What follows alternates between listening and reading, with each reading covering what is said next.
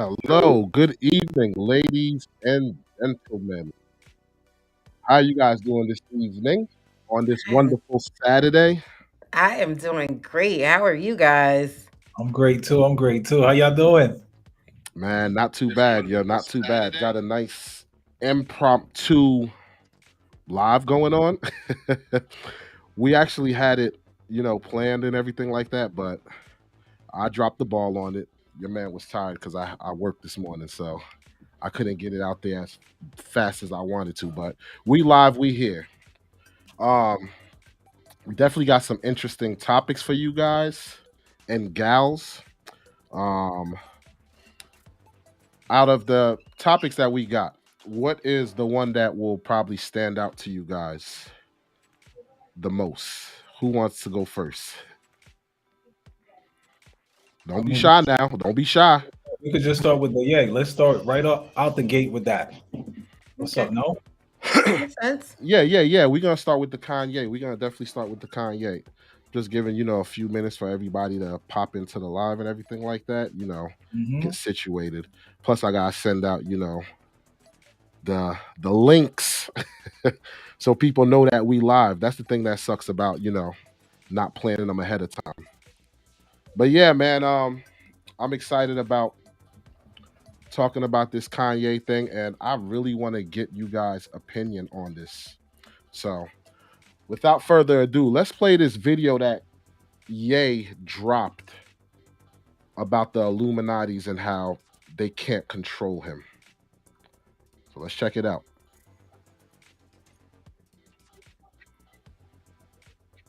They can't control you. They can't. They try to suppress you, but that's how they try to categorize They you. can't control me. You get what I'm saying? They can control Shaq. They can control Charles Barkley. They can control LeBron James. They can control Jay-Z and Beyonce, But not you, man. but they can't control me. You Not see, it you. ain't no name I won't name. Exactly. It's up. Not you. You know what I'm saying? And just for Minister Farrakhan, I love you, but the way you read that, I took that as a slight. You know what I'm saying? I'm taking no disrespect to nobody. So let's get on the phone and let's talk out. I don't care who you are. I ain't taking no slice from nobody, right? I ain't taking no slice from nobody. It's God. That's the only person that I serve. My mom ain't here. My mama was sacrificed. Me too. You understand? Yeah. I'm appreciative. Michael Jordan, what about him? His daddy, right? Bill Cosby, his son, right? Dr. Dre, his son. You know, out in Hollywood, a lot of people come up missing. Feels like it might be a lot of that in order to control, traumatize. They want to monetize and traumatize. And God loved me. You understand? They hit me. Yeah, Adidas, all that away. Still, Forbes, who hate me, right, had to write net worth 400 million. Jesus is king. God loved me. That's more important thing in your life. That's the thing. You know what I'm saying? And this truth is gonna be heard. Y'all can't send none of y'all Meek Mills, y'all Puppies, y'all Lil Boozy, none of these names, none of these people that have to listen to y'all because they have legal. I never killed nobody, right? I'm the pussy that never killed nobody, right? But that means I can say whatever I want and not go to jail.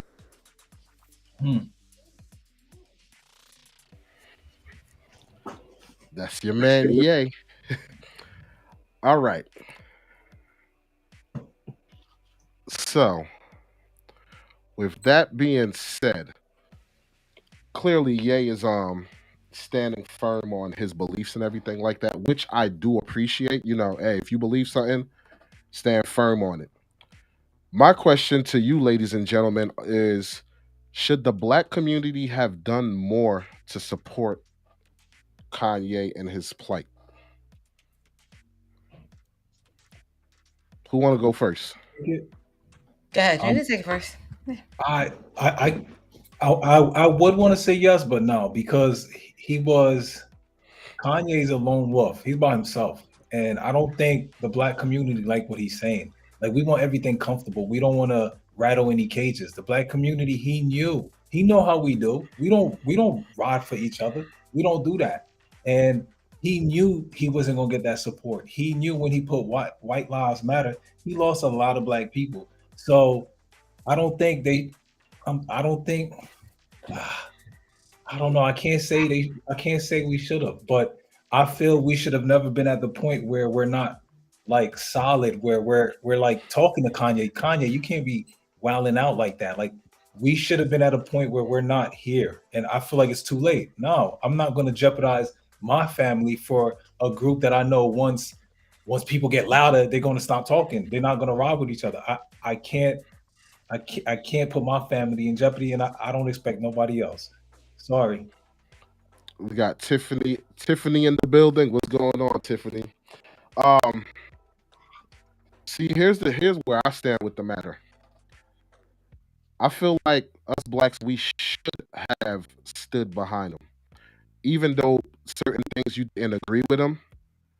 I feel that's the problem that we have in the black community. We still should have stood behind them. Now, there were people that reached out to him, like the Diddy's and stuff like that, that reached out to him, and it became back and forth banter.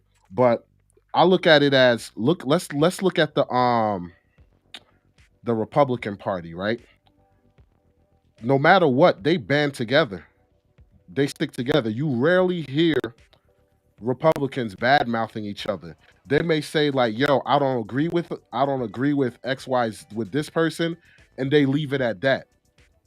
You and I think that's what we need in our community is to back each other up because You're saying even when we're wrong. even when we're wrong. Well, aside from him, like them saying like aside from the anti-Semitic stuff when he said I'm gonna go DEFCON 3 on Jews and stuff like that, what did he say that was so wrong? He said what goes on in the black community that a lot of us talk about.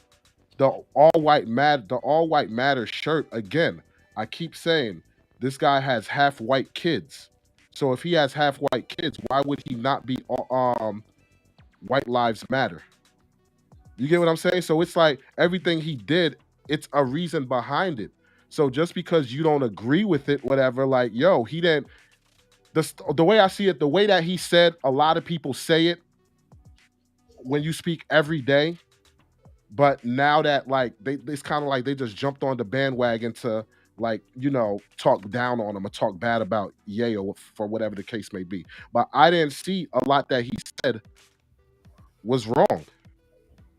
Yeah, Like, what did he? Go ahead. Yeah, but where he's wrong is it offended some people. And I'm not saying I think it's wrong. It's just if it's wrong, right? You're saying should we still defend him or not? I'm not saying if we think it's wrong. If it's said what he's saying is wrong, right? Should we still like you know what? Even if they're hurt, it doesn't matter. We still riding with him. Like, should we do that? Here's the thing. Even if what you're saying is right, you're still gonna get some people that are offended. Because when people seem to face that reflection in the mirror, they gotta actually take a look in themselves. You're gonna feel offended. So no matter what he would have said, like, here's the thing. If he would have been like, oh yeah, all black people are, good, this, that, and the third, blah, blah, blah, we have no issues in our communities, whatever, you're gonna turn around and find people like, yo, that's a lie. I go outside and I got to duck for stray bullets. I got cats hustling on the corner around. You get what I'm saying? So it's like, what would he have said that wouldn't have offend somebody? The way it seems, it's like, yo, just shut up, don't say nothing, and the problems will fix itself. No, the problems won't fix themselves. You got to put that mirror in front of people's faces so that they can see, yo, this is what it is. I mean, I agree, but I noticed from personal experience, when you force that mirror in front of somebody's face, they will do whatever they can to not look at that reflection. I know, and I do that. I force people in them situations. It doesn't work till later on where they're like, oh, I realized you were. So yes, it's good for the later, but I don't. It's terrible in the now. Because let's say he said the black community, everything is good, right?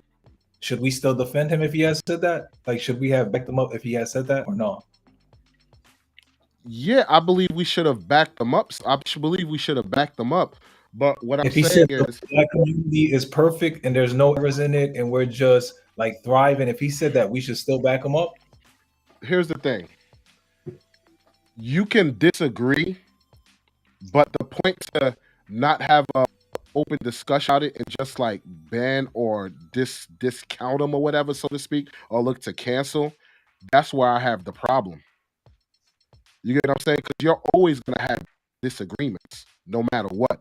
Like once the canceling of like Adidas drop them this that and the third blah blah blah, I felt like we should have we should have backed them up. And shout out to Vic in the building.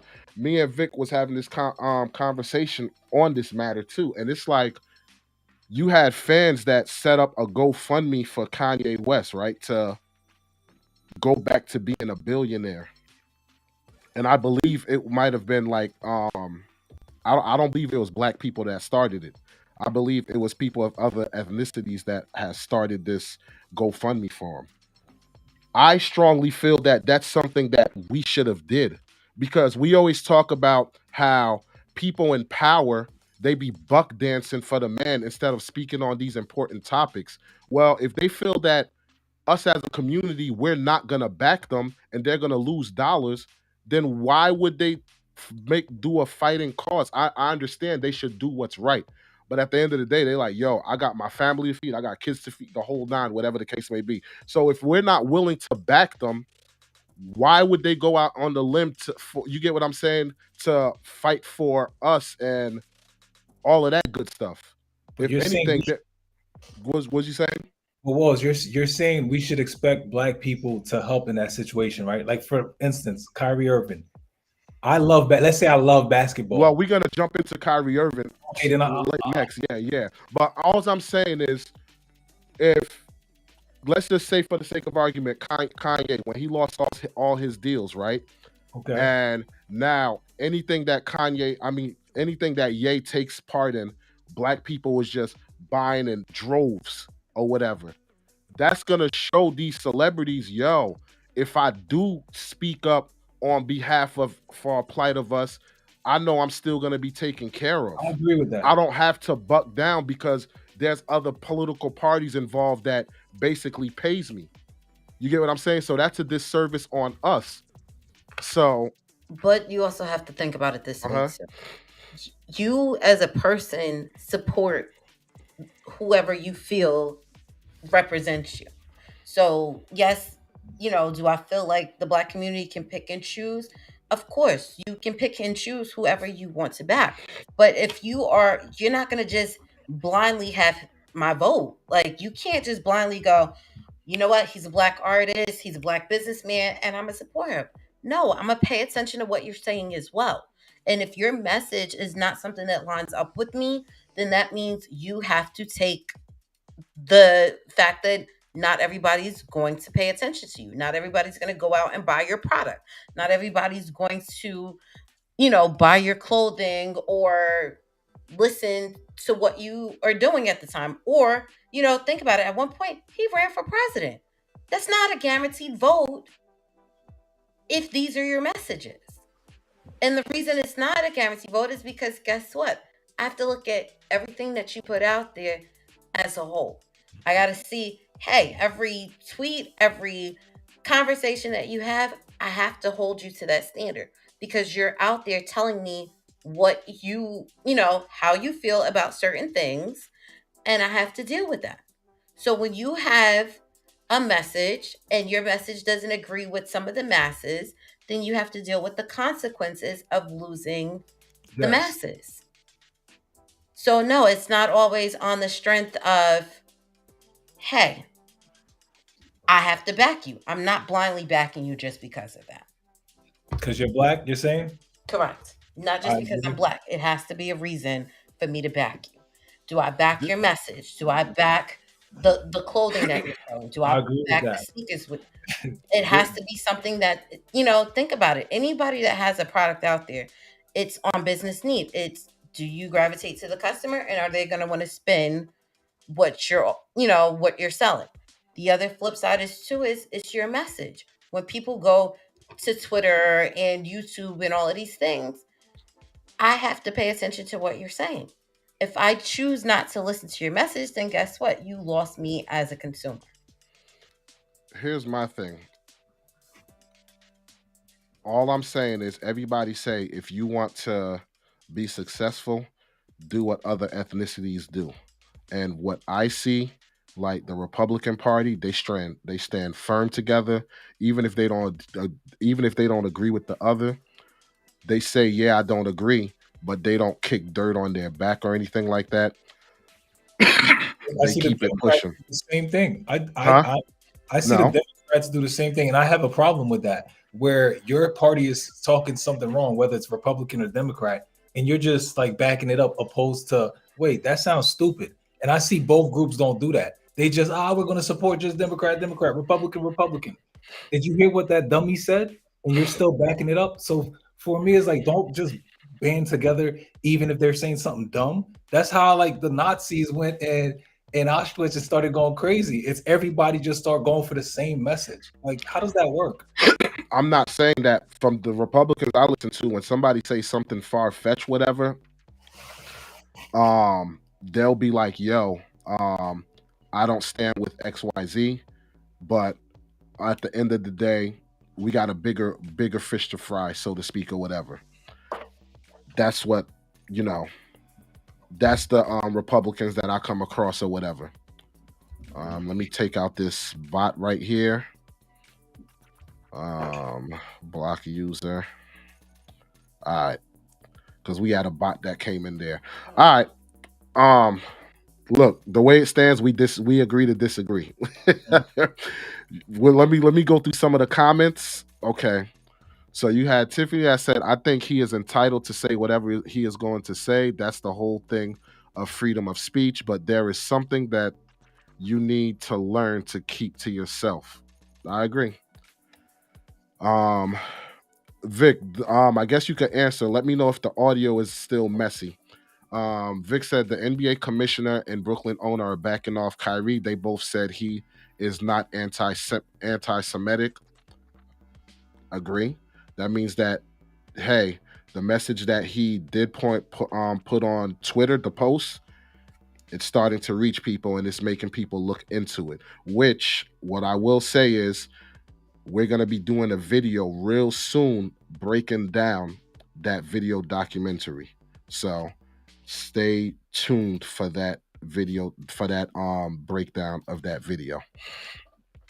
Tiffany said, also, that is a problem we have today. Black people don't know how to band together, but let someone die. We all ready to show up, and that is crazy. Where's the support? That's true. But with that being said, I'll take some unity than no unity. You feel me? Like, unfortunately, that's what you got to do. Victor, some unity instead of no unity. Yeah. I can't do that. You can't do that. Why is that? That's when a Trojan horse enters your house, and then you're getting stabbed in your back by Julius Caesar or whatever the story is. Like, if you're trying to trust, I don't know. I wouldn't trust it. I could. No, what I'm saying is, when something happens and people are all in agreement that something is egregious, okay, and you looking to see, hey, let me see what's going on. You do the research yourself, because that's the main thing I want to point out. I agree. People, you can't get on the get along gang and just, hey, this is what I heard online. No, like, do people realize that? And Vic pointed this out to me. Like I said, me and Vic be having some good conversations via phone. Do people not realize that Tommy Hilfiger never said that he didn't want black people wearing his clothes? Like, there was, for the longest time, there was a rumor that said he came on Oprah's show and Oprah kicked him off, yada, yada, this, that, and the third. And he never said that. And when Vic presented that to me, because I was like, I said that to Vic, and he was like, yo, he never said that. I could have sworn I heard, like, I saw a show on Oprah where Tommy Hilfiger came on and, she asked him the questions. He said yes, and she kicked him off. It never happened. But everybody And I'll verify myself. Yeah, see, everybody thought that, but he never said that.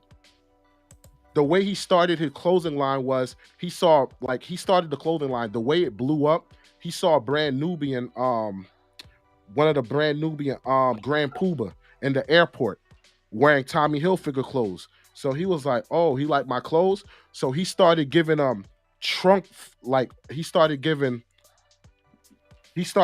rappers trunk loads of clothes for them to support and put his clothes out there. That's how Tommy Hilfiger got so big. And I don't know who spread the rumor. Somebody said it was Ralph Lauren. I don't know. They put the rumor out there, and that damaged his pockets, and it tarnished the Hilfiger name. So just definitely do a thorough research on that. Victor said, "Yeah, but don't diss your people in public. Do like other groups. Correct the brother behind the scenes." I agree. I agree. I agree with that 100%. That is an excellent point. That is an excellent point. And Vic said they took the Hebrews to Negro was taken down from Amazon. Let me let me look this up I'm real already on quick it. I'm because already on it. if they took it down, I want my $50 back. No, it still pops up. It's It's still still there. I bet because I paid for the documentary and Purchased that it. junk is fit. Huh? You purchased it. That's different. Yeah, I purchased it. Yeah, so it's there. So I'm definitely gonna be doing a review on that. All right. Oh, and just to show that people are backing your man Kyrie, I say Kyrie, your man Ye. This is the last thing I'm gonna show on it. But yeah.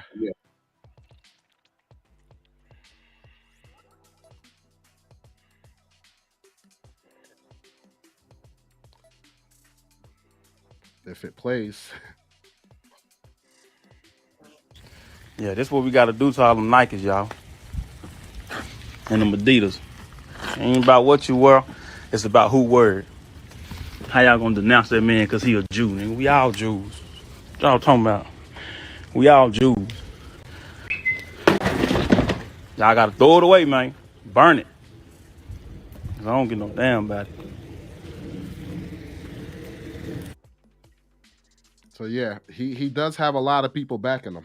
He does have a lot of people backing him. All right. So now we're gonna jump to Kyrie Irving. Now the question for Kyrie Irving is, did the players and commentators do him a disservice by not backing him? Because after he dropped this tweet and everything like that, you heard a lot of people come out. Shaquille O'Neal, LeBron James, Stephen A. Smith, a lot of people came out and basically attacked this man. Now, the thing that blew my mind about their commentary was all of them said, "I didn't watch the documentary." That's the So problem. they basically went with the get along gang. You get what I'm saying? Because the minute I said it, I was like, yo, I took to Amazon. I was like, let me see what this is about. I looked at the price. I was like, dang, $50. So I rented it, which was like $11. Rented it, watched it. I was like, oh, okay. Then that's when I wind up purchasing it or whatever. But a lot of people that gave their 2 cents in never even watched it. So are people doing a disservice? Because I could understand they would have been like, yo, I never seen it to verify if it's, anti-Semitic, whatever the case may be. They just threw him under the bus. And now it got to the point where they got Kyrie Irving what they call bucking in the during the slave days or whatever, where to pretty much make an example out of you, they put the 2 things on your ankles and break your ankle, so to speak. Was a term that they used to straighten a person out, a slave or who was acting out of line or whatever. Do I have the clip? Yeah. This clip will break it down, will explain it a lot better because Nick Cannon came out to defend him.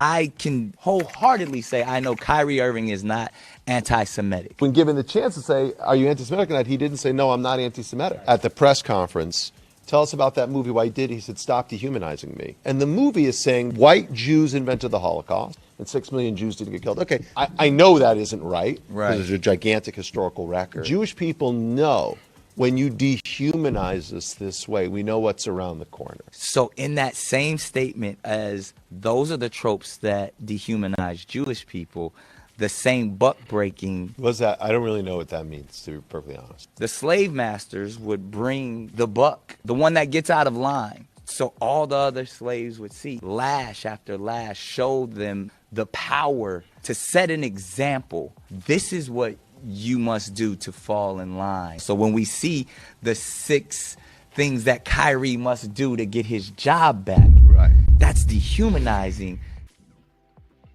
All right, so I stand corrected. That bucking wasn't doing the whatchamacallit. It was basically dehumanizing the person in the worst way or whatever. But yeah, that's pretty much what Kyrie is going through. And a lot of the same people who, wasn't defending him are now defending him, saying, oh, that's too much, blase blah, because they put all these steps that Kyrie Irving have to do to get back into playing or whatever. So I ask you guys, do y'all feel that it was a disservice that, they turned on, that they pretty much did not back them up? Okay, so yeah, on that one, I feel like if you didn't take the time to do the research on it, then yes, you're wrong for making a comment, because you don't know what the movie was about. You don't know, it's not like he put anything else other than, hey, the research out there. So it'd have been different if he's like, hey, I support this movie. Y'all need to go watch this, and this is why. Like, he never said any of that. The tweet was basic. And I just want to add a correction, because I know, June, you saw it too. I do not believe, when I watched it, I do not believe in the documentary they said that the Holocaust didn't happen. What I believe they did was question the amount of deaths in the Holocaust. But I don't believe that they said the Holocaust did not happen. I believe they questioned the amount of people that died in the Holocaust. But the way he said it, he basically said they lied about the Holocaust, that it didn't happen. I'm just saying I didn't perceive it that way. So what's your take on that? And from there, you can continue, Erica. Who, me? No, June, I'm asking you. What did My perception was that's what he said. There was a part where it said the 5 things that it said the 5 things that basically they said the Jewish people fooled people into believing or something like that. Yeah, so that's what I'm saying. That's left up to interpretation, because you were understanding that it's not that many people that died, but I was allowed to understand that did not happen. The Holocaust. When I seen it, that's what I thought he was saying was the Holocaust is a hoax, like they were saying about Sandy Hook and stuff. That's what I thought I was watching. See, the reason why I took it as the number is because it would have just said the Holocaust. It would have said the 5 things Jews basically got people believing. It would have just said the Holocaust. But it said 6 million died in the Holocaust. You don't add a number in there to say, the 6. If it was just the Holocaust was not real, I believe it would have just said the Holocaust. But it put the number in there for a specific reason. That's how I perceived it. But if you're right, because you may be, that's still insensitive, because that didn't go into it. Got you. Go ahead, Erica. How did you perceive it, and then continue on? Okay, so I perceived it the same. I felt that the numbers may have been fudged, which is probably why they, said that. Because think about it, there was no real accurate record for you to prove one way or the other. So I think that maybe the interpretation was, hey, check the numbers, or there were no clear-cut, numbers per se. Mm-hmm. But just in general, I feel like people shouldn't talk about or commentate things without having all the facts. And I think that's where the players and the commentators got me. It's like, hey, how are you trying to throw him under the bus, but you don't even really know what happened? And then it's like, too, the way that the commentators, think about the reporters, they just kept asking the same questions or asking, similar questions. And it's like, at what point is somebody going to defer from these questions? Like, if you don't know what's going on and you're just hearsaying about it, then that's when the message gets lost.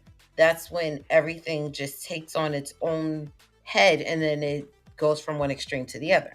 Do I think people thought this would have blew up the way that it did? No, I don't. But I also feel like, people weren't trying to support him one way or the other either. It's like, yo, he's back in while he's down. But then it's like, oh, wait, now I got to retract because maybe if people aren't really feeling the same way about it, then maybe then maybe I could stand behind him again. And I feel like that's wrong too. Wait, okay, you go, Walls. Yeah, the thing that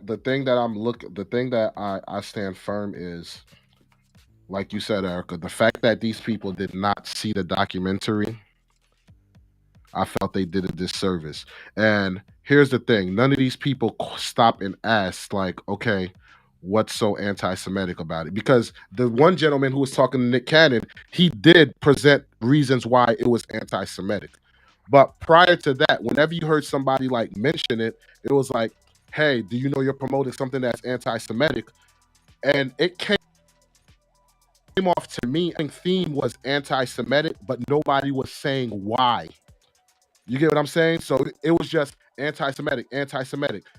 And as much as he was explaining himself, they kept just saying, okay, but do you realize it's anti-Semitic? So I'm like, okay, but nobody is saying to this man, why is it anti-Semitic? They just keep saying anti-Semitic. So that's something that I would have looked into before I actually spoke about the situation. You get what I'm saying? Like, I would have done my research first. That's how it is, like with YouTube, whatever. The minute you spit out misinformation and you don't say my bad and correct yourself, like the whole bucking thing or whatever, people feel some type of way. You get what I'm saying? And I think that's why a lot of these celebrities are getting backlash. So I think they did a disservice to Kyrie. Black Sheepdog is in the building. Go ahead, Jim. The floor is yours. Erica said they didn't expect it to blow up, but that was the issue. The side that felt like he was being anti-Semitic, they felt like he had such a reach. His platform was so huge, where it's like you got to be careful with certain things you say, because there are some extremists that may hear it and take it another way. That was the issue, was you're reaching too many people and it's with ignorance. And with anti-Semitic Walls, when you're saying anti-Semitic, you got to understand it. Let's say if it was Black people, right? Let's say in the video, a Black person watched it and felt like it was saying slavery didn't happen, right? If a white person say, nah, but they're saying the numbers may be skewed, right? That's probably what they're saying. If that Black person say, I feel like they're saying slavery doesn't exist, and this is like, why should we be going back and forth with someone who's saying, I feel this way? A feeling is real. A feeling isn't something you just create. It's what you feel. So if they're saying, I feel a certain way about it, how can anybody who's not Jew, or whatever the proper way to say it, Jewish, whatever it is, how can anybody that's not them say, oh, you shouldn't feel the type of way? How can anybody do that? You know why? You know why? Why? You know why? Because when you have an opinion on something and you shut it down with labels without even having a discussion, you're opening up where people's not going to care about your plight. You get what I'm saying? So it's kind of like, okay, be like, yo, everything, when it comes to the LGBTQ community, any little thing you say or do, it's, oh, you're homophobe. People might be mad because it's like, no, I'm not homophobe, because they're not seeing what you're seeing. So when you just shut it down with labels, that's a problem.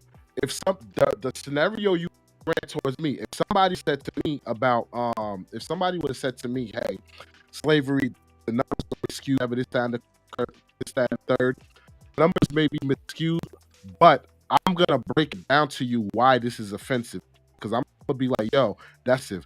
And he's like, okay, why is it offensive? It's offensive because of X, Y, Z. I present to you the information why it's offensive, educational or why do I have Huh? Why would I have to do that? Why do you need a reason why I'm hurt? Like Why? Why? Why? Because that starts vitriol. That starts vitriol and hatred.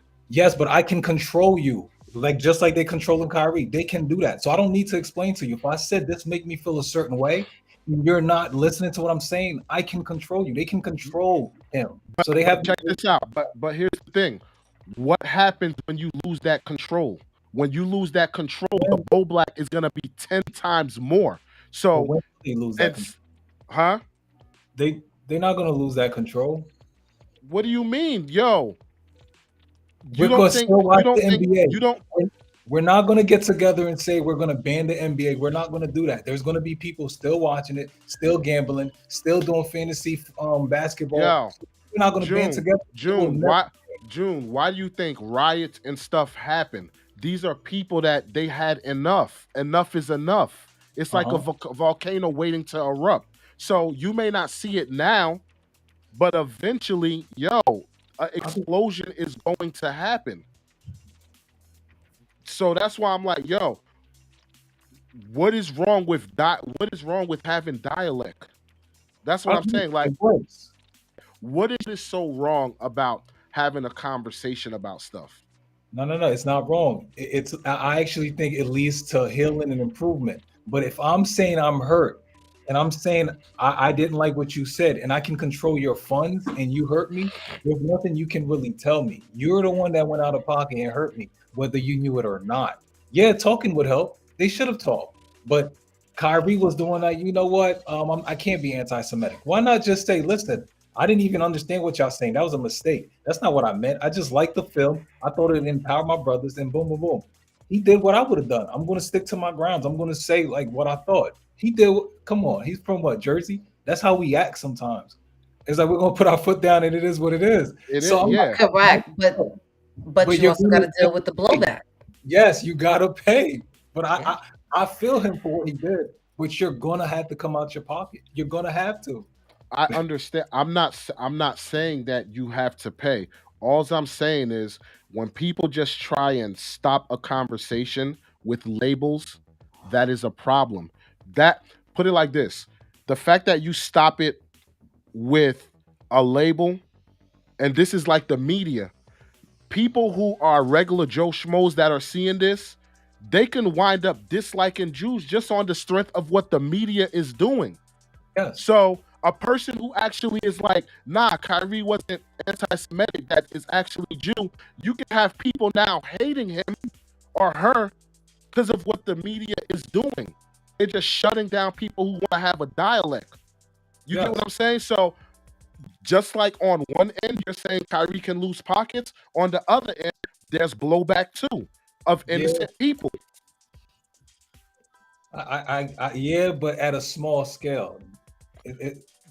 I can turn it to small scale for the people who it's only the top 10%. It's only like 10% of the top earners in the world. The rest are bottom feeders. So when you look at the numbers, we're the bigger numbers. Yes, but we don't stick together. We don't stick together. But what the bottom line is, something can actually break and make people band together. Why do you think January 6th happened? Why do you think January 6th happened? They had enough. I agree.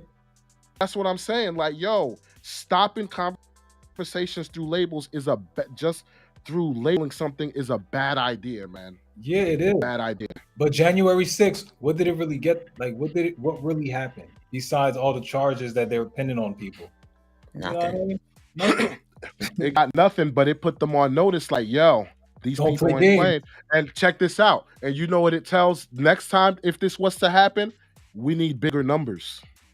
And you literally got people who are like, yo, I see what their cause was. If they do this again, yo, and I'm not inciting this, but I'm just saying you got some crazy people who are thinking like that, like, yo, we need more strength in numbers, so to speak. You get what I'm saying? So that's why I'm like, yo,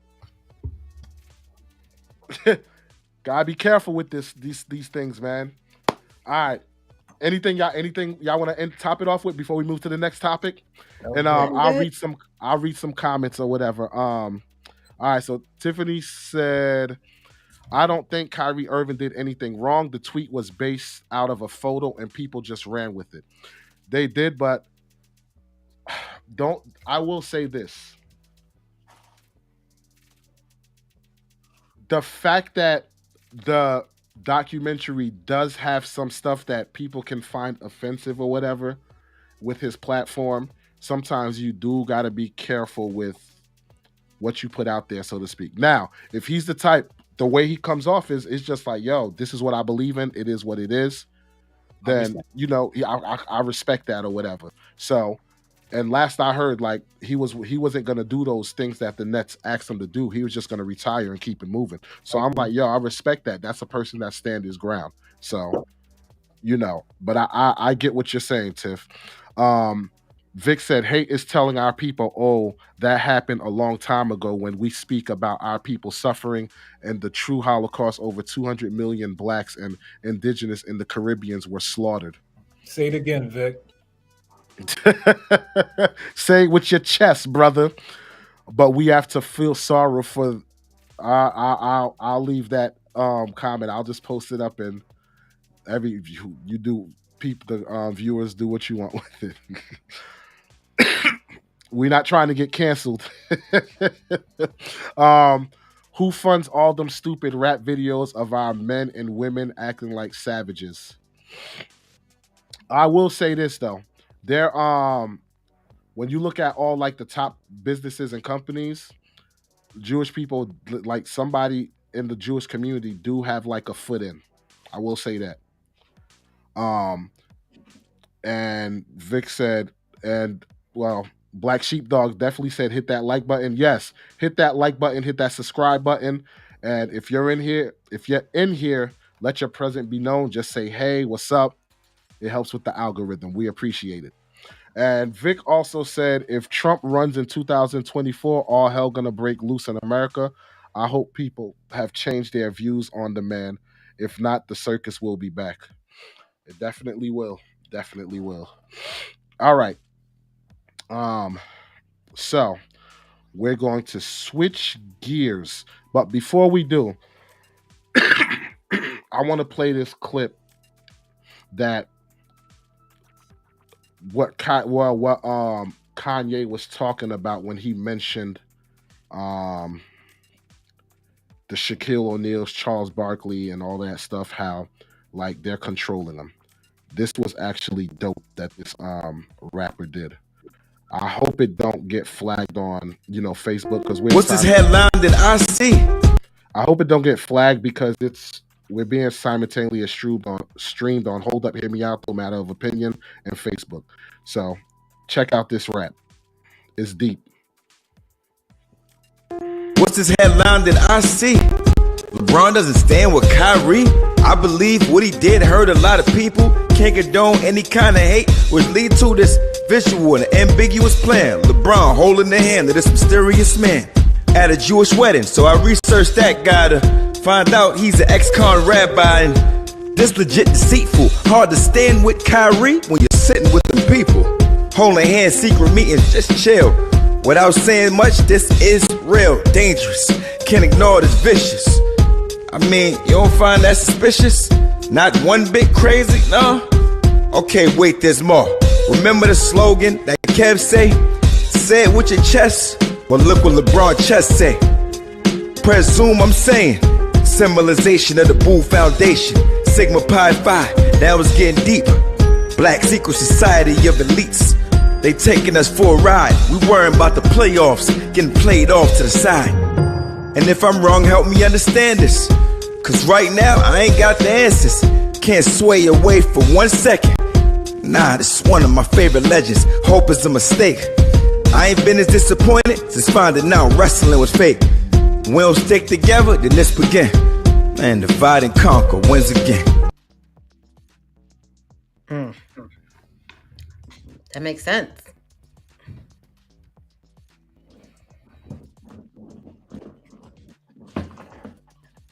Yo, we can't hear you. We can't hear you. You still muted. Vic said, damn, LeBron let me down. Shake my head. Yeah, when I saw that, I was like, yo, that's deep. That's deep. That's deep. I never knew that till I saw that. I was like, whoa, that's kind of. But again, don't take it for as it is. Research it. Do your own your search on it, and go from there. But the evidence was right there in your face. All right. So now we're gonna switch gears. A blind man who was arrested. Now, the way this story shakes down was you had a video captured. Well, body cam captured a man being arrested who was legally blind. So I'm paraphrasing here, but what happened was a cop stopped and saw this man. Something was protruding like out of his back pocket. The cop asked him what was it, and to identify himself, he told him it was his navigation stick. And once the cop saw it was a navigation stick, he pursued to ask for the man's ID. Florida is a state where you don't have to give your ID unless you're committing a crime or something suspicious.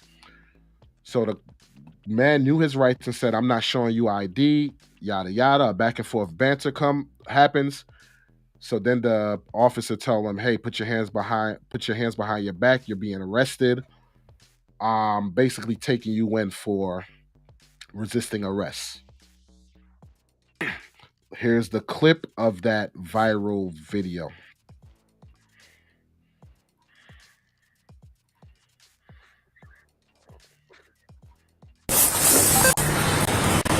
Hi there. Hey. What's this in your back pocket? I just saw you walking it. It's a navigational aid. What's the problem? Let me ask you something. Did that even look like a gun? I don't know. To be honest, it looked like a nunchuck. Yeah, it looked like a nunchuck, right? Look. That don't even look remotely like a gun. Could be a makeshift gun. I mean, But- if I'm up, I'm not taking. Nope. All right, let's continue. What's this in your back pocket? I just saw you walking it. It's a navigational aid. What's the problem? You a tyrant? Yeah, I am actually. What's your name and date of birth? I don't have to give that unless Yes, I'm sir. here. I was investigating. You have reasonable. Do you want me to articulated put you in suspicion. handcuffs right now? Yes, sir, I do. And here's the thing: as soon as she asked him what it was, he told her what it was. Like, yo, there's a navigation stick. So let's continue. What is your suspicion? It looks like you're carrying a gun in your back pocket. I'm stopping to make sure you're carrying it properly. You don't Have you to. ensured that it's not a firearm? No, you keep turning so I can't see it. You don't have to be a dick to me. Well, you're being one to me. No, sir. I'm Have a doing my good day. job. Am I detained? Yeah, you are. What's your name and date of birth? It does not matter. Yes, sir, it does. Do you have a crime? Would you like me Call to your put you in? supervisor, He's right please. here. All right. You don't. Sir, what's she stop you for? For a walking stick. So- and it could look like a weapon. She asked you to present it, okay? Now she's asking me for ID. Okay. I don't need the ID unless there's reasonable articulated suspicion that I have committed a crime, am committing a crime, or about to do a crime. Sir, and her suspicion was that you were armed, okay? And she's asking you for your ID. Well, now she has verified that I am not armed. Okay. So there is no problem. You have your ID or not? I do have my ID, but you don't need it. Okay. Okay.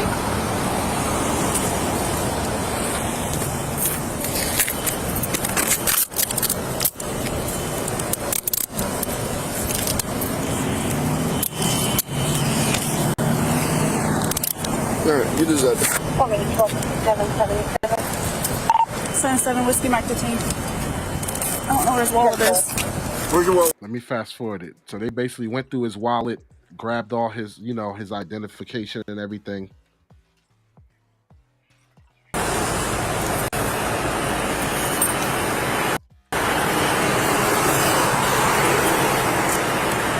There you go.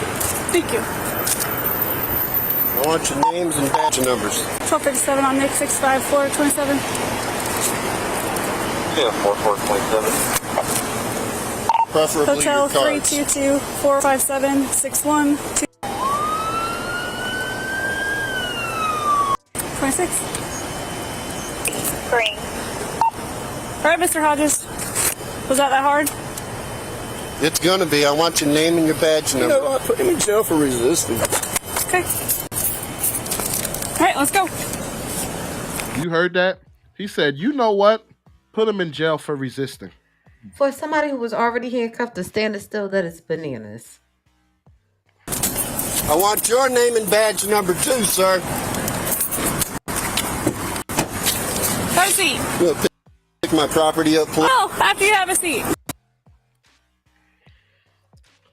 All right.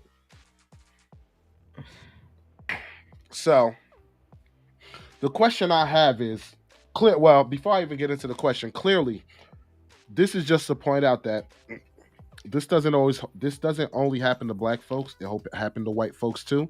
It just goes unnoticed. So my question now to you, ladies and gentlemen, is: are cops out of pocket in our communities? Like, are cops a threat to our communities? Which one of you, ladies and gentlemen, would like to go first? I'll start. Okay, so I do feel like when cops are power tripping, that is an issue for the community. Because I feel like you can't help, you can't aid, you can't do your job effectively when you are on a power trip. Do I feel like this person should have been arrested? No. Do I feel like his manner of talking could have been differently? Possibly. But I can't be mad at him answering the questions the way that he want to answer the questions. I can't be mad at you asking me if I have a weapon. I show you that I have a walking aid and you still arrest me. But I do have a problem with the officer that said he's resisting arrest. Where was he resisting arrest? He was already in handcuffs. He was standing still and he was quiet. She already had his identification and they were running his information through the system. So do I feel like cops that are not truthful is the issue with the community? I need you to state the facts correctly without any interpretations. Because the minute you interpret or the minute you state something incorrectly, this is where you are a hindrance to your community. You chose the type of job that you have. That means you should be doing it to the best of your ability. And at any point, if you feel like your mindset has changed for you to be able to do the best of your ability for your community, that means you need to let it go. I agree. What's your take, June? The thing is, to be truthful, I don't know what resisting arrest, like, I don't know what that entails. I don't know if me talking back to the officer, if in their books, if that is part of it. I don't know that. Nope, it's not. It's not. You can say whatever you want. Strategic even said it many a times. If a cop has no reason to stop you or whatever the case may be, and you like, yo, go F yourself or something, they legally have that's not a crime. I'm just saying, I would like to see it myself because I can hear somebody tell me that's okay, and then I do it and I'm in a situation. I've been in so many situations with cops where they taken advantage of their power, and it's like I couldn't do anything. So I'm not feeling bad for him. I just understand that he's probably having a bad day and they're wasting his time. I hate that because you can't do anything. And they like, just sit there, we'll be with you. 30 minutes later, they're coming. So I get his frustration, but like, I'm not supposed to feel bad. Like, let's say he did have a gun, right? Let's say it was a gun he made at home that looked like that. Should they have just believed, oh, it's your walk-in thing and just, I see it, now you can go about your business? I don't think so. I think if they let him go and that was something he made at home that looked like that and he killed someone, who would that be on? Would it be on him or would it be on the officer who let him go without doing that? Their due diligence. So it's hard for me to see he's wrong because, yo, there's active shooters all over this place. Like, are we just gonna like, okay, yeah, he said it's not a gun, I believe you? No. Okay. Yeah, right. But let me go. Go ahead, Jones. Let me say I don't agree with him. Like, I don't know the rules for resisting arrest. Like I said, I heard what you said, but I don't know the rules. If he just made that up and that is what I just heard, I heard him say, just throw it on there. That's foul. That's dirty. That's extremely dirty. See, here's what's wrong with what you said. Mhm. I understand you're saying, hey, if he had a makeshift gun, they're not supposed to believe him. That's not what happened here, because they didn't believe him. They checked him. They believed like they had reasonable suspicion to grab his license and stuff, and detain him. So they detained him. He wasn't resisting. He wasn't fighting or anything like that. They put him in cuffs or whatever, so he doesn't resist. So they did their diligence. I'm not mad at that. The problem is when these officers, just because the way he's speaking to them, they use excessive force because they got their panties in a bunch and now want to throw fictitious charges on them just to, throw them in the back of the police car. So I agree with what you're saying. Hey, they stopped them and they didn't believe them. That's exactly what they did. But now, because of how he's talking to you, you're in your feelings. So now you want to put fictitious charges on them. You're just as bad as the criminal at that point because you're breaking the law. I can't say you're just as bad. I hear what you're saying, but he's just as bad. The reason why I say you're just as bad is because if you're willing to break the law or bend the law for something small, that tells me if it's something big, you're even more than willing to break the law. Yeah, but something as trivial as that, you're willing to break the law because of your emotions. Yes, granted, but let me just tell you this. Since I'm not in that officer's shoes, all I'm saying is if you're making my deputy, because I think he was a supervisor, if you're making my deputy's job harder, I'm not saying I'm going to make things up, but you're making it harder for her to do her job. And now she may be deterred next time she sees someone who has a gun. And it's like, you know what? I don't even want to get into an argument today. You know what? I'm just going to, and it's like, why are you making it difficult? That's what people tell me when I'm watching certain shootings. And I'm like, yo, they're wilding. They're like, yeah, but why? This always the thing they say. Why didn't he just speak properly? Why didn't he just? And it's like, yo, he still got killed. Like, I don't care about. And it's like, that makes sense now. I can see that. This guy was just probably not feeling it. And it's like, I'm supposed to let you go. Like, even after I see it's not late, let me see your license so I can make sure I document this. I don't know if you're a crazy man. You look crazy out here. See, the problem with that is, let me chime in real quick, Erica, and then you can go in. The problem with that is, if you have a cop who is basically has a happy trigger finger and looking to do people dirty, they're not going to deter when they see somebody who looks suspicious to have a gun. Those are the people that they want to go after so they can have a reason to. Yeah, but what does that? You get what I'm saying? Yeah, but what huh? do you mean by that? What you said? What do you mean by that? Because you said, oh, that might make the person deter. That's number one. That's point number one. Point number two, that doesn't matter. That's your job. Your job. Once you became a police officer, your job, regardless if somebody's gonna mouth or whatever the case, you signed up for. Yes, I agree that's wrong, but it's also to use my discretion. I hear what you're saying. I'm telling you what I've been told on the same situations. He used his discretion. This guy gave him a hard time. He said, that's wrong. That's wrong. You can't just make up the rules as you go. But from what I noticed, that's what officers are allowed to do. You make up the rules as you go. That was an excessive force to me. Like, I've experienced excessive force. So I look at that, I'm like, I can empathize with you, but I don't feel sorry for you. I don't feel sorry. I can give a rebuttal, but go ahead, Erica. Well, what I was gonna say is you got to think about it. That's, to me, was not excessive force, but that was abuse of power. Yes, it was. It's abuse of power when you add trumped up charges. It is abuse of power when the person clearly did not move. Clearly, you had an attitude. Yes, you went to bat for your deputy or whatever you were doing, but guess what? At the end of the day, you were wrong. You arrested somebody off of a suspicion.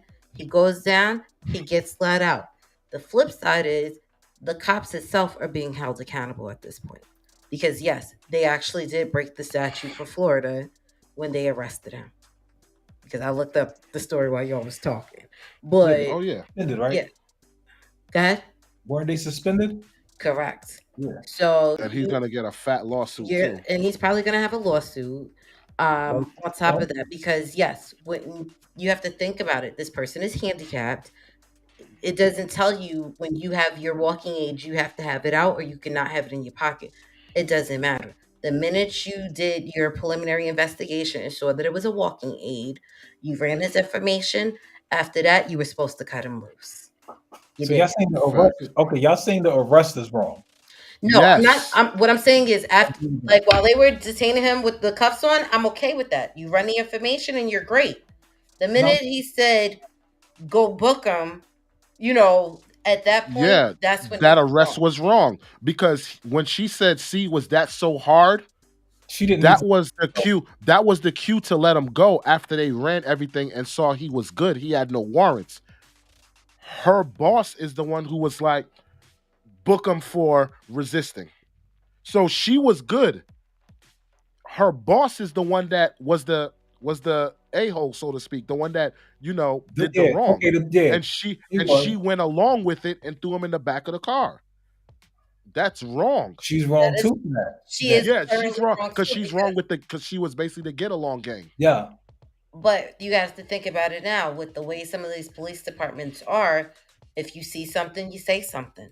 She didn't say anything. So because you didn't say anything, that will constitute. This is why I gotta kind of rethink my concept when I say there's a few bad apples in policing. It's a few good apples in policing, because think about it. When you look at policing, right? Why do so many cops who want to report the bad don't do it? Because they know they'll be ostracized. They'll be treated badly. So what does that tell you? That tells you that the culture of bad policing is permeating through the police system. Because if that was the case, why do you see so many cops who do all these crazy things and then they get promotions, and the cops that report this, they get fired or they get treated differently? So that tells me that there's bad culture in policing. You get what I'm saying? Because think about it. If the culture was good, people would be scared to do things because they know the blowback that come with it. So that's something that I had to, reflect on. With there's a few good apples in policing as opposed to there's a few bad apples.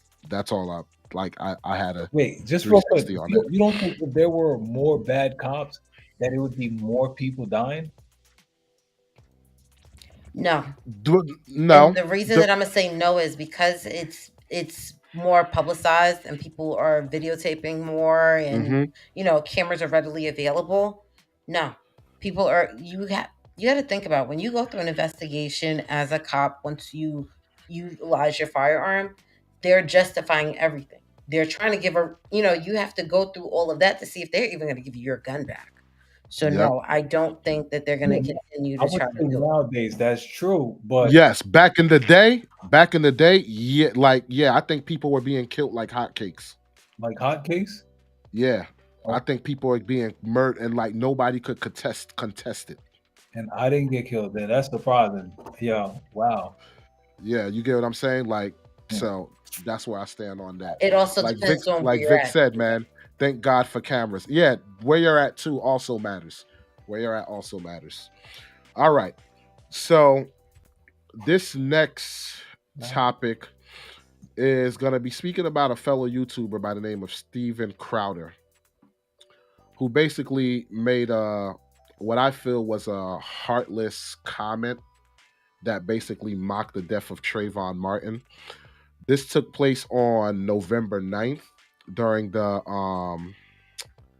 what was that called? The Senate race. Voting? Yeah, the Senate race. That was in Pennsylvania. And the Democratic Senate candidate, who's the Senate-elect, is John Fetterman. And he was speaking with his family at a party in Pittsburgh, Pennsylvania.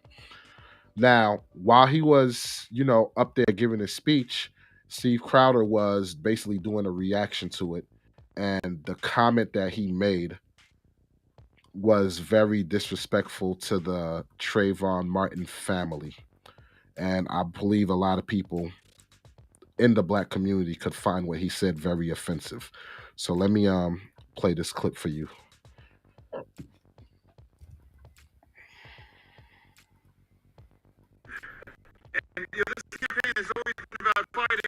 in your size triple XL satin basketball shorts. They are a hoodie. Now, one thing I want to point out, that podium, the whole family is wearing hoodies.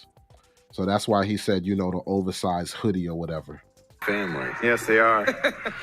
Where's Zimmerman when you need him? For the future of every community all across Pennsylvania. That's a huge right there. I feel like.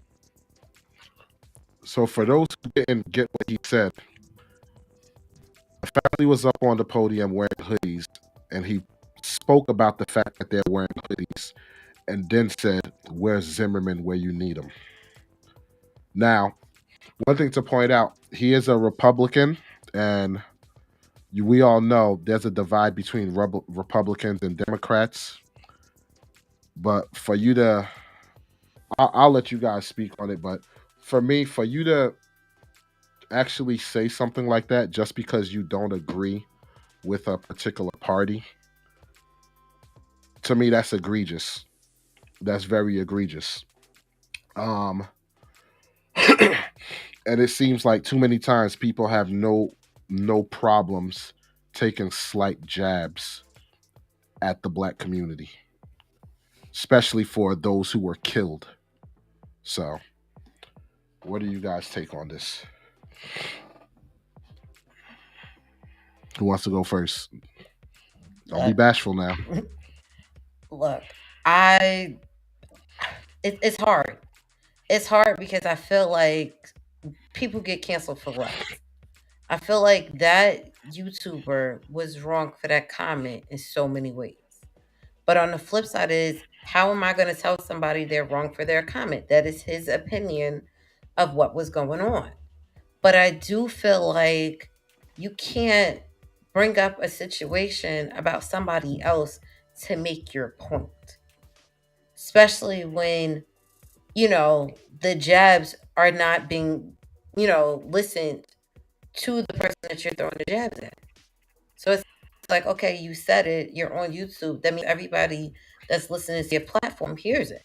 That means, what if somebody screen grabbed it and posted it? Now everybody else is going to hear your message. You didn't say anything else about it, but you could hear the person in the background whisper, hey, that's about to be a strike. Like, those are things that people have to be mindful about when they make comments.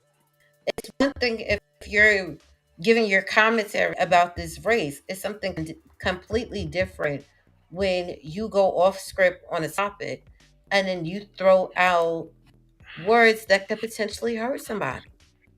On the flip side is, you like, yes, this is something that happened almost 10 years. You know, it's been a while. It's been almost 10 years. But if you don't have somebody who knows what you're making the comment about or the statement about, they're going to just brush it off like, oh, okay, whatever. But if you're somebody who knew about what happened in the situation, you know, that's hurtful. That's hurtful for that person's family to have to hear this comment if somebody chooses to send it over to them. The flip side too is, it's like, okay, so what are you insinuating? Do you want this person that just got elected hurt? That is hard too. It's like, you can't be mad that your opponent lost, and then you want to make the other person feel the madness that you're feeling. Like, no, that's not okay either. What if somebody actually took what you said and ran off with it, and this person is injured today? Words matter, and people don't always realize that words matter. But well said. That's how I well said. feel about it. Well said. Go ahead, June. That's competition, though. With competition, I just feel like you should be allowed, like, he's a YouTuber, right? He's going to try to say something to excite some type of feeling out of us. Like, he's going to try to do it. And yes, it's terrible, but his audience is not us. The people that will be offended is not the audience he's searching for. So I should be allowed to say what I want. So I'm not going to try to censor somebody else. I want to be able to say whatever I want. I would love YouTube to let me say whatever I want, not to hurt people, just to be able to say what I want without fear of, oh, I'm going to get this, I'm going to get that. It's just my feelings. Like, let me express it. So if that's how he feels, that's his business. We should just, like, his family, they should be ostracized too, where people are like, I'm not really going to chill with you like that, because you're bringing a negative energy to me. So I think people should like listen to him, but he should be allowed to say whatever he wants. Like, why not? Like, how are we going to say you can say that, you can't say this, you can say that, you can say that, but you can't say this? Like, how does that work? Like, who's going to choose what can be said and what can't be said? Who's going to choose that? The problem is nobody is choosing, but when you see things are handled differently, so to speak, between because here's the thing. Even if he was held accountable or whatever, right? It seems like in a case like that, it's more so all he got to do is just say, hey, I'm sorry, and that's the end of it. End of the situation, whatever, right? I remember PewDiePie when he was on his live stream and he wound up saying the N-word or whatever, which is offensive. He wound up apologizing. Your man got his endorsements, everything back or whatever. Whole 9 yards. What's the point of that? The point I'm trying to make is... But him. What was the point of... Huh? Like, not you. What was his point, I'm saying? Of saying the N-word? Like, then he apologized and then they gave it right back to him. What was... Not gave it back to him, but he eventually got, like, he's still like the #1 biggest, like, one of the top YouTubers, and he got energy drinks, all this stuff, whatever. Like, he still does his thing, so to speak. The point I'm trying to make is you have a case like Kyrie Irving who has sent out a tweet, and he has to do all these steps in order to get reinstated, so to speak. Now, I understand it's a whole different, but the point is, it's like, when you offend or say something that's disrespectful to the black community, you're right. You're able to say whatever you want to say. But whenever you say something that's offensive or disrespectful to the black community, or even the white community, it's fine. Yeah.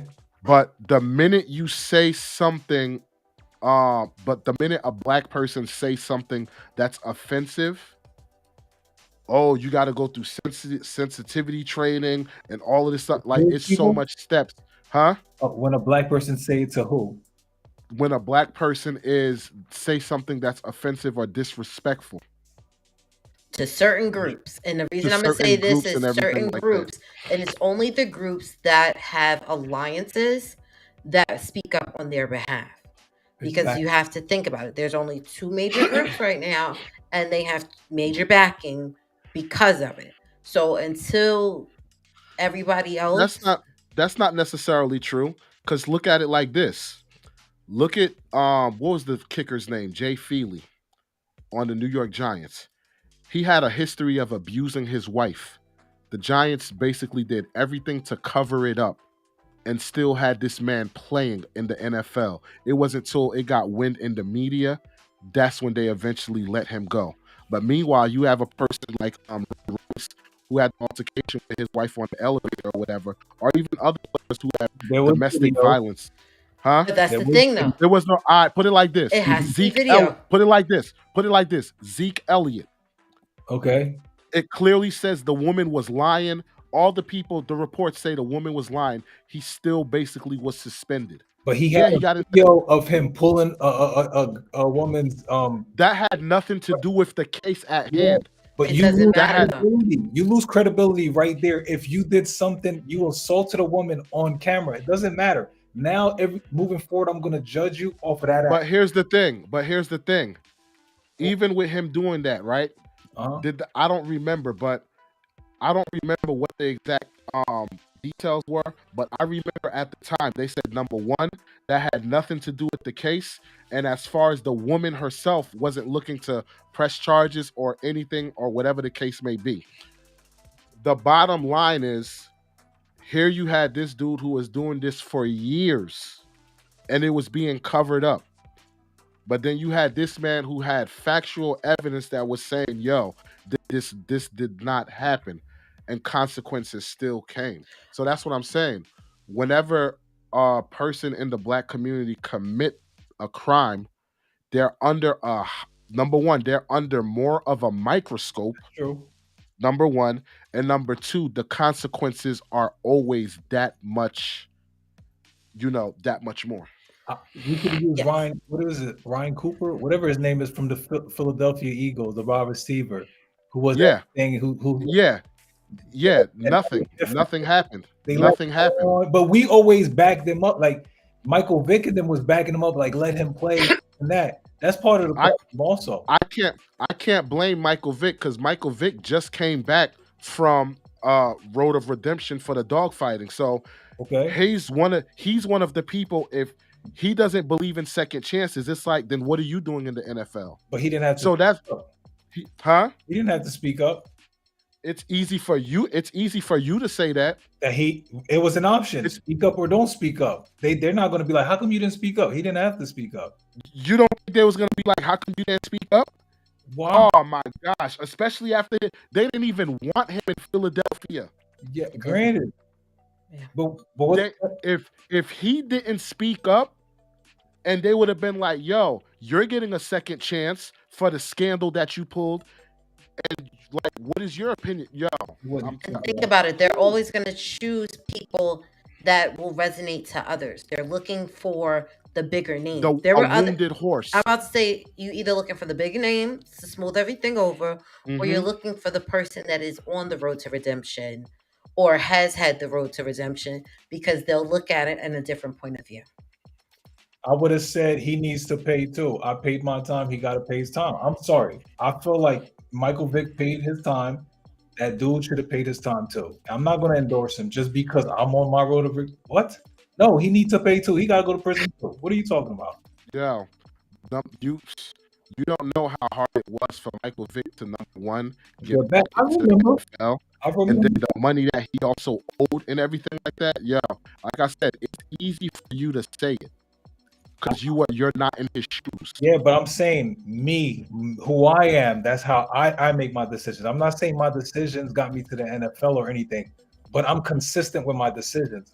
I would not have because I'm feeling bad for myself, let me say, oh, I feel bad for him, give him a second chance. I don't work like that. It don't matter if I had $100 million in my pocket. I don't work like that. I would have said he deserves to pay for that. He does. That's how I feel. How can you say that if you never had $100 million in your pocket, though? It's easy to say. No matter what, money wouldn't change me. That's what I'm trying to say. You wouldn't know him. I understand money wouldn't change. I say the same thing. But how do I honestly know that if I never had $100 million? It's very easy to say it, man. Money won't move me like that. That's what I'm trying to say. Money doesn't move me like that for it to change my character. Like my character costs way more than what's being said here. But you also got to look at it this way too. You don't know what other strings was being pulled behind his back either. Who, Michael Vick? Think about it. Just in general, when you're somebody on that platform, somebody could have tapped you on your shoulder to be like, yo, this is the decision of what we're doing. So it could have been a conversation in the background that said, yo, this is what you gotta do. Yes, but Dave Chappelle got that same thing, and what did he do? He said, I'm gonna leave. I'm not gonna do it. There are some people, their character mean more than money. I just know money couldn't change me. If not, I could have been trying OnlyFans. Let's see if I could get money. No, it's not going to change me like that. Absolutely. You still should try OnlyFans though. Oh, that's crazy. For the person who always trying to send somebody to OnlyFans. So. Look, I don't knock women and couples and stuff that do OnlyFans. I'm all for it. People may have different ideas about it, but I'm all for it. Yo, if two people are broke, down and out, about to lose their house, what do you got to lose? I can't judge another person. I'm just saying. You even gotta show the face. You just show the hip down and thrusting. That's it. That's all people want to see. I can't with you. All right. So let us switch gears. So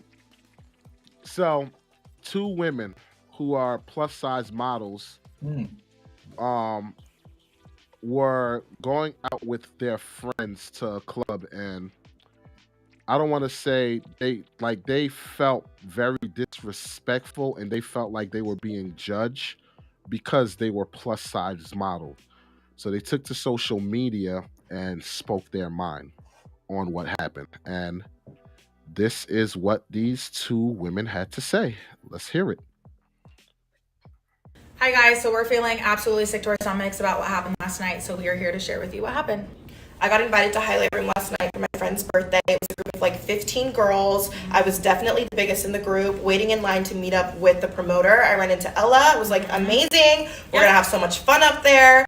So the promoter starts letting in the whole group of girls, and right when it gets to me at the front, the bouncer puts the rope in front, looks me up and down and says, "Yeah, not tonight." I wanted to make sure he wasn't confused and he knew that I was a part of the group that he was letting in. So I let him know, and he looked me up and down one more time and said, "Yeah, not tonight." And at that point, it was extremely apparent what was going on and that I was being discriminated against because of the size of my body. So then I'm confused. I'm like, what's going on? Let me talk to him. So we switch spots. I go to the front. I'm like, hi, sir. It's just us four. Like, what's going on? Like, super calm. And he was like, looked at me up and down. I was like, not tonight. And I was like, what do you mean not tonight? I'm so confused. Like, I was just here for dinner before. Like, wait, what are you talking about? Wouldn't give us an answer. We didn't know why. And to be honest with you, we're tired of playing safe, and we're tired of just letting this happen and not speaking up about it. This has personally happened to me 3 other times. I know this has happened to her before, and a lot of our curve friends as well, and it is not okay. And we're not doing this because we're complaining we can't get into highlight room. We don't care. It's for that girl or that person that's bigger who does not have a voice and doesn't have a following and doesn't have the connects or model friends or is a model, or like, we understand we're privileged, but that's not to say that this is okay. It was so dehumanizing. It was like we were literally getting looked through. People were watching and seeing what was going on. No one was helping. These people were looking at us like we were scum of the earth. Literally scum. Nobody cared. And again, we have so much privilege, and we need to come on here and make it known that this shit is not okay anymore at all. Just because you might be a little bit thicker, you can't enjoy a night out with friends, and like, give me a fucking break. You got me so fucked up. The security guard was there, did not help, and he was a bigger guy, and I looked at him and I said, hey, you're seeing what's going on. You're a bigger guy. You know exactly what's going on here. Are you not going to speak up for us on our behalf? Are you not going to vouch for us? You know what's going on. And he was like, oh, well, it's not really my place. No, it is. That's your coworker. Fuck a social standard. Who cares? Stand up for what's right. Like, speak up when you see that something is wrong. We are clearly getting discriminated against. It's very evident. They're letting girls in front, behind, back, side, guys come in. Everyone that is way thinner than us. And they literally looked at us up and down and said, not tonight. On a Wednesday night, mind you. I'm tired of staying quiet. This needs to be talked about. If you've experienced any type of discrimination like this, you know exactly how horrible and disgusting it feels, and we are no longer letting this fly anymore. We're holding these people accountable. So Highlight Room and any other club or place that discriminates people and fat shames them, please do better. All right. So, who wants to... June, I'll let you go first. I'll let you go first on this, brother. All right. First, I apologize for the cuss words, but I'll get into with the plus size women. The way I feel like it's a business. Like, the club is a business. You're not gonna let a man in they know have no money. Like, if his money's low, you're not gonna let him in. It's literally a business. That's what it's about. It's the club promoters are trying to get the most money. What I notice is guys, their type of women will be the type of women they think all the guys are gonna like, oh, you backed her, oh my God, like they're gonna get credit for. So no offense to any plus size woman, but it's a business. If they feel like, the guys with the money won't come in here, they're not gonna come in here for you. I'm not gonna let you in. I'm gonna allow somebody else in who's gonna make me money. I know that sounds wrong, but it's a business. Like, that's not a business for that person. I can't go everywhere. Like, there's certain places where I can't get service. So it's like, that's not for you. Like, just like I think the black people trying to be like in Disney World, they're being mistreated. They go to blah, blah, blah, they're being mistreated. Stop trying to chase people. Go to your own stuff. I know that sounds offensive. And Erica, you'll let me know. It may sound offensive, right? But it's a business. That's literally how it is. If you don't have money to buy, there's one time we had to buy the VIP section. Why? Because they wouldn't let us in because we weren't unless we were spending money. So that's the only way we got it, was because they knew we were purchasing that. Other than that, nah, we're staying behind that line with everybody else, with the big people, the cheap people, the blah, blah, blah. I don't see anything wrong with that. Okay, so I'm gonna give you a rebuttal real fast though. It was a party of 15 people. Therefore, if it was a party of 15 people, it didn't matter who showed up. They had 15 people that you should have let in. You don't let in half the party when they're already there. It's one thing if they were standing by themselves and it's like, oh yeah, that girl all the way down here too. No, they was all right there together. I mean, you should have let them all in there together. Or guess what? Them 15 should have got up and left. But guess what? It doesn't happen if you're not the type of if you're the stereotypical person that's going to those establishments, you don't see this happening. And guess what? They waited to let the other ones in for you to single them out. So yes, that is a problem. Does it happen all the time? Of course. But if we're a party of 12, 15, 35, you're supposed to let everybody in that party in. I don't care if they don't have the aesthetic that you want. Because guess what? They came there for somebody's birthday, somebody's celebration, somebody's something. There was a reason that they got up and went over there. And even in this day and age, guess what? Money still spent. You don't think you letting them in, they ain't going to order the food off the menu, they ain't ordering drinks, they ain't doing something. So you're going to recoup your money anyway. See, to me, that speaks of disservice of the party that they went with. The party's the one who should have been like, yo, if you don't let them in, we all ain't going in. That's not on the club. But that's not but think about it. That's not even a club issue. That's the person letting you into the club. Because I guarantee if you asked the owner if they knew what was going on, they're probably going to say no. That's understandable. They're looking at the business aspect. But that's still on the party.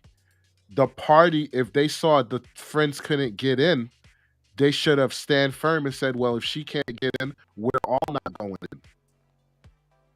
They did them a disservice because all in this video, where was your party? So you mean to tell me your party just went in the club and was like, bye, left them outside? That's how the club is. That's how it happens sometimes. Think about it. Think about it if it's my, think about, in general with party promoting. If I'm having 15 or more people, that meant I had to buy a section. I had to buy a few bottles. And the way things are going now, you don't buy that stuff on site. You're doing this stuff in advance so that the club is prepared to have the items that you want there. So if the money's already spent, you think I'm gonna walk out? No. You just made my point because I would have stand firm ground and been like, I paid for this. You didn't let us in. You better give me a refund or I'm going to see you in court.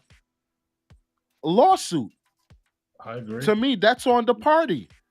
They did a disservice. They just left them out. They could have walked them. They could have in a couple of years owned that club with the amount of money that club was going to have to pay them. Yeah, so that's a disservice to them. I can't put that on, the club because they have certain standards or whatever the case may be, and that's that. And for me, I personally don't feel sorry for them because that's just the life that's just how it is. You're not going to be everybody's cup of tea in life. Men go through it all the time where it's like, yo, you're too short or you're husky. That's not my type. You're broke, stuff like that. That's the reality of the situation. Correct, but is this a reality of people getting into a club? And I think that's the issue. It's, yes, you're supposed to be a top LA club. I get that. But are you on a I can see if you're doing this maybe on a weekend or maybe a popular day, but a Wednesday is not that popular. Let me ask you this. Well, not let me ask you this, but I see it. I want to know if the issue was that they had to pay to get in or they couldn't get in free or something like that. That's what I want to know. No, I think it was on the strength of the bouncer looked and said, no, you can't get in. Yeah. Because you didn't even give me the opportunity to pay or not pay. You basically put the rope, and if you're putting a rope, it was probably either to get into maybe the VIP section of this particular place. Yeah. Don't that happen to guys? That happened to guys too, though, right? Absolutely. Yeah, that's just for money though. It happened to guys because of money. Like if you're not buying bottles, you're not getting in. But women, I've known clubs where certain women couldn't get in. Yeah, that happens all the time. Because certain establishments, it's like, yo, this is the demographic that we keep in here, and so yeah. See, but that's the thing though. Yeah, a club is a club, but it's like, wouldn't you want people that's going to spend money? So you don't think don't think by discriminating against people, either it be a guy or a girl, that's not money that your club just lost? But Erica, the guys, I'm telling you, guys are very shallow. They're not spending the money on them. They're spending it on the girls that look fake with the BBLs and this and that. They're not spending it on them. And those bouncers know that. They're told to bring in money. That they're essentially money. The women spending money on all of those things. They're bringing in money into the clubs, and the guys are trying to like you're my trophy wife now, or you're my when I'm going to a Christmas party, I want you on my. So to be truthful, the guys honestly, they're even if they like bigger women, they may not gravitate there because guys may like, oh, you're with the big girl. Now they feel the type of way, even though they like the big girl, and it's like that's how guys are. So they're trying to let in what they want you to like. No, And I know now, and that's- I guess the business mind of me is like I want the money, not I guess I want to discriminate at the door. So I guess that's the issue. But I also have to think about it. I'm talking based off of a person who's not really on that kind of scene. So to me, it's mind-boggling that you're just not letting people in. But then again, if you got a line around the corner, you got the line around the corner because it makes it the impression of, hey, this is the hot spot. So now it's like, okay, well, if you're gonna stand in this line, you gonna stand here. So you might be right. You gotta think it like this. Club is used to a certain demographic of women, and they allow these two women in. You, even though you might have some who like big women, that's a niche. That's a niche of those people that like. So they look at it as you're gonna upset more of our clients than make more of them happy. Wait, you shouldn't say that. They don't know that. No, but I'm saying, no. What I'm saying is, like, I may be wording wrong, but it's like, because think about it. If you're a person who don't like you're homophobic, right? And you go to a club or a bar every weekend, whatever, right?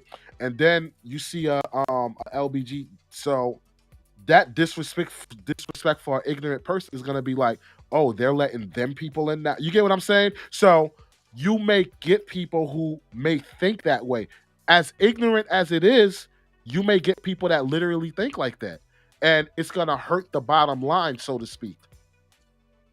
Am I explaining it in a better fashion? I got what you said, but you're saying it's wrong, and it is wrong. It's still wrong. I said that's what I'm saying. It is wrong, but that's how they look at it. That's how I'm perceiving they're looking at it. Yeah, I'm not saying it's right.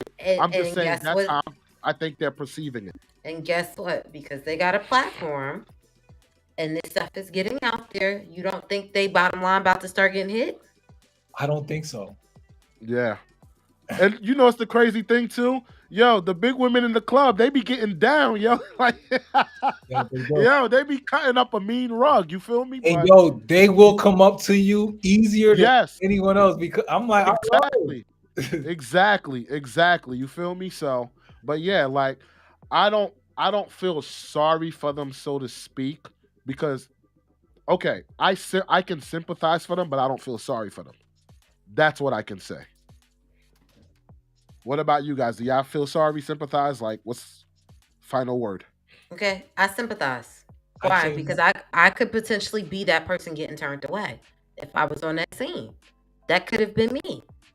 So I feel like it's wrong, and I could sympathize with them. And what about you, June?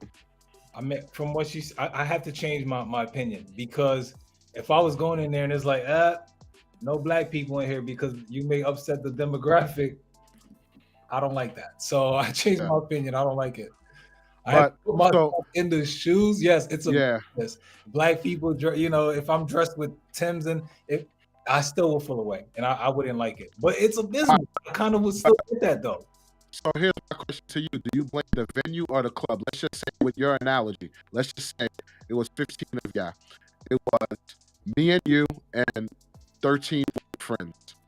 And they said no black people. Would you be mad at the friends for going inside with leaving us outside, or would you be mad at the venue? I'm mad at both. I'm mad at all. Everybody. Sorry, I didn't mean to cut you off. I jumped in on it. No, but you can only pick one. Which one would you be more mad at? It's y'all gonna be mad. In the moment, I'd be mad at the venue because I'd feel a type of way. But when I put thought into what happened, I'd feel like, oh, they didn't have my back. That's how I'd feel. Nah, I'm telling you, from the rip, I'd be mad at my friends. I'd be mad at them. I'm sorry. Then afterwards, it would go to the venue, but I'd be mad at them. But Okay, but you all gotta right, think about Go. the Huh? those kind of friends. You don't know, like, to the extent, because they didn't say, "Hey, this is my best friend." She said these are No, model I'm. friends. So if they Yeah, were that's model true. friends, these are your But coworkers. still, So you can't but be still, mad at your Oh, it's funny to coworkers. get dressed up, especially if you're a woman. Like they spend nah. They're not gonna all leave. They may have spent I an was about to say hour. they're not leaving, and that's exactly why. So I'm mad at the venue for not letting the whole party in. One, two, on the back end, I'd look at homegirl and be like, "Yo, did you talk to them? No, they still wasn't gonna let me in. Okay, you ain't gotta invite me no more." that'd be funny. No. That'd be funny if homegirl was like, "Yeah, talk. I'll text you tomorrow. Bye." Oh, hey. That'd be lit. All right, so let's switch gears here. This next topic, okay. So there isn't much context behind this, but I want to play this video because there's another series of videos that I want to like make a point here. So the point that I want to make is people should ask questions first and react last, because there can be some serious consequences and you don't realize what those consequences are until afterwards. So ladies and gentlemen, let me present Exhibit A. So here we go.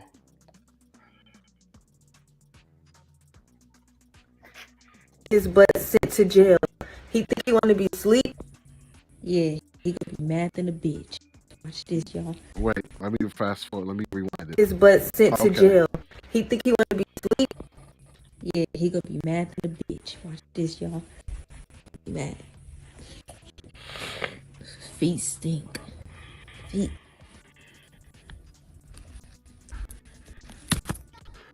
Now that's his ankle monitor. Apparently the man is on house arrest or something to that nature. Let's continue. Yeah, buddy, your time is up. I'm tired. I'm tired. I'm really tired of you.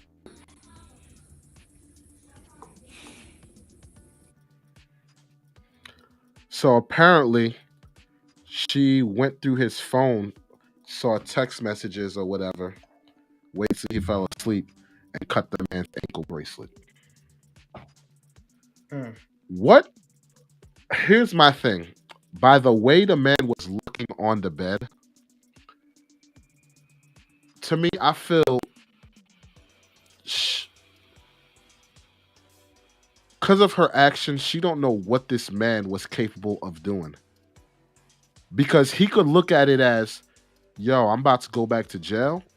I got nothing to lose. What's to stop me from doing whatever? That's a dangerous game that this woman played. Now, I didn't hear about anything happening afterwards or whatever, but that is a very dangerous game to pin somebody in a corner like that. Because looking at the way he was sitting on the end of the bed, it's like he was thinking like, yo, like you didn't know what to expect his next move was. Like you honestly don't know. But what is your guys' take on this matter? They're toxic. They shouldn't be together. I think somebody's gonna, like, if that's a real relationship, somebody's going to end up killing somebody. And I feel like I hope they don't have kids in there, because if they have kids, y'all know it's a wrap. I think I heard a kid in the background. Okay, so it's over for them, right? Now, if he knew who he got with, that shouldn't be a shock to him that she cut it, because you're not going to do something where you lose your life out of nowhere. You just like, I'm just gonna do this, even though he may kill me, because he may go back to prison. So I feel like he knew who he had, and he's like, "Dag, she really did it. Well, I knew one day she would do it." And it's like, I think they shouldn't be together. I'm scared they're going to kill each other. And if this is real, we're going to hear about it. That's how I feel. I just think they're toxic, too toxic. They shouldn't be together. I was thinking something similar. And the reason for that is it's like, at what point enough is enough? Like, people keep forgetting that a relationship is something that you choose to be in. So you chose to be in that circumstance with this person. You also have the option to leave. So one way or the other, you had the option to leave. You had the option to call his whoever's monitoring that monitor and say, look, he no longer has a place to stay. You come get him and find him new housing. So you could have did other options. You did not have to cut this man's ankle bracelet. You were toxic to the 8th degree. Like, you knew.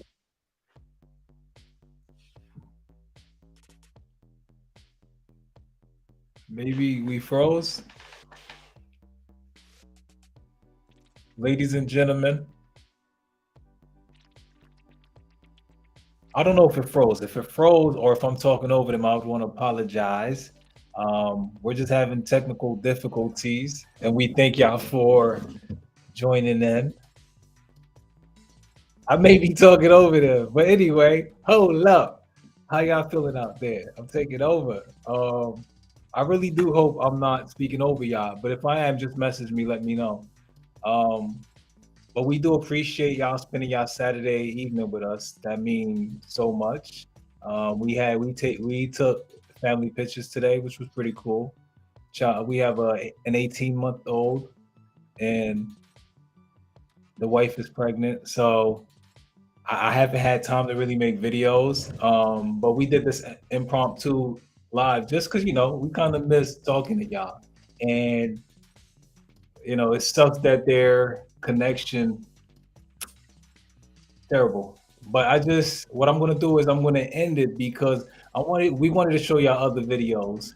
And what I'll say is, am I able to even end this? Thank you for joining us, and I hope y'all have an amazing weekend. Oh, look out for a video I'm going to be releasing. It's with BBLs, right? Let me share the screen. I'm going to pull it up. Let's see. This will be, let me see. Boom, boom, boom, boom, boom, boom. Go back to this. This will be the video, okay? Let's see. Windows. Look out for this video. Brazilian butt lift without surgery. 3 months your booty will look just safe. If you're consistent, of course. So look out for that video. It's going to give you a lot of information, but it's also towards entertainment. But it's mainly to decide if you want to go to surgery booty or if you want to take it the healthy route. But what I'm going to do is I will log us off, and I just hope y'all have a great weekend, and I hope y'all evening ends right. Go have sex with your husband, go have sex with your wife, and make sure y'all get it. But we'll holler at y'all. Y'all have a great evening, y'all.